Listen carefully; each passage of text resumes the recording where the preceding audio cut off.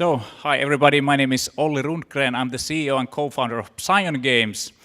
Short story about my background. I used to be a high-stakes poker player, but then my mom kept nagging me for 2 years that I should be doing something with my life, and then I finally believed her. And I went to study chemistry, physics, cell and molecular biology. I made my master's thesis about the medical treatment of gambling addiction, so I know about that. So now what we do now is we combine the engagement of games and beauty of science. Poker taught me a lot about the strategy. So 2 years ago we were in a situation that nobody knew about us, and we had to be able to reach millions of people. So we made a game called Trump versus Science, which was meant to raise awareness about political decision-making and conflict with science. It was a fun game where Trump was on the stage, and these were his real Twitter tweets, and which were really unscientific. People were able to shut down the tweets by science books, and eventually it was featured in all over the world in very influential magazines. So this opened lots of doors and probably closed some as well. But today I'm going to tell about one opportunity that we got because of that production. So here's our game that we have been making 2 years. It's a game played on the surface of the microscope where a player controls the human defense system against bacteria and viruses who are trying to destroy your immune system.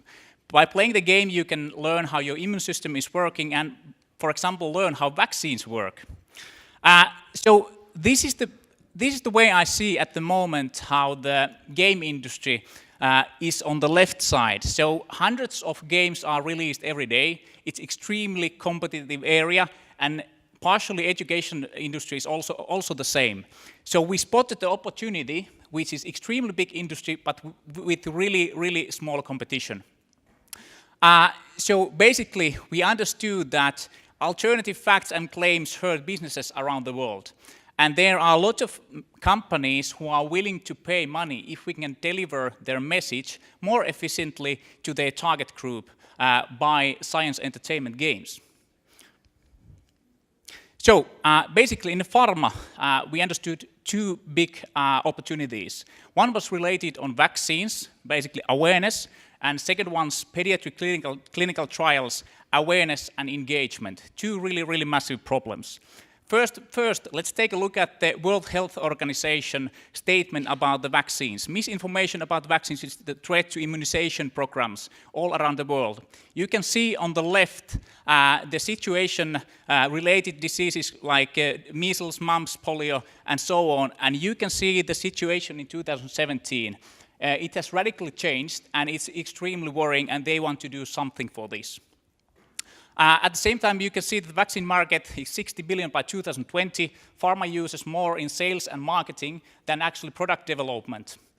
So here's a small, short trailer of our production.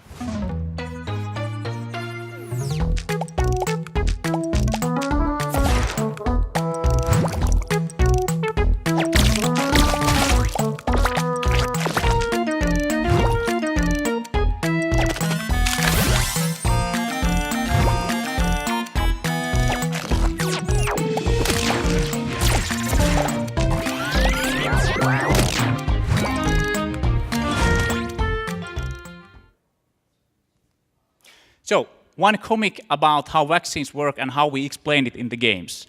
On the left-right, you can see that there is a B cell which is targeting antibodies to the bacteria. And by doing so, it makes bacteria less dangerous, so that white cells can eat them. But the problem is that for B cell, it takes time to study different kind of bacteria, and if there is an infection, lots of bacteria, they come through your defenses.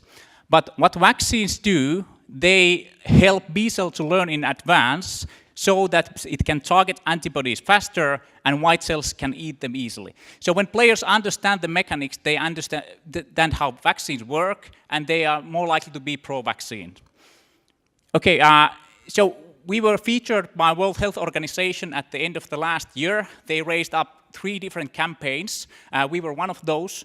And then Board of Vaccines of Parliament of Finland, they also featured us that Finland is going to tackle misinformation about the vaccines with games. We were also in Shark Tank a month ago. Great experience. We didn't get money, but we got lots of attention. We are going to be here in US in the Pac-Man show, one of the biggest political and science talk show in a month.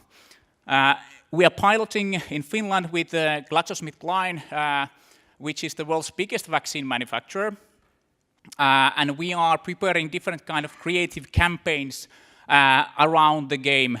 And we are piloting also in Finnish hospitals and hope to scale globally. Okay, few words about this other opportunity in pharmaceutical industry.